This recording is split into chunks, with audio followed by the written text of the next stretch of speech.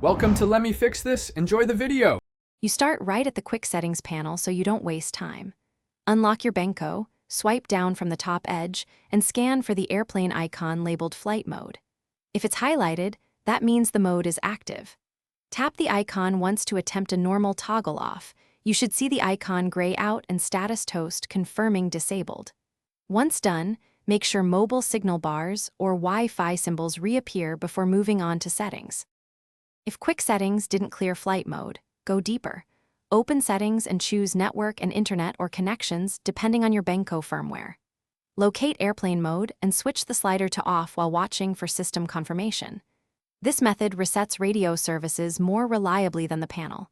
If the toggle immediately reactivates or shows an error, don't panic.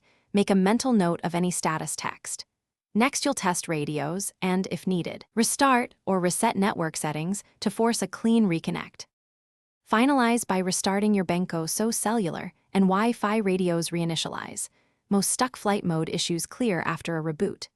Verify you can place a call or connect to Wi-Fi.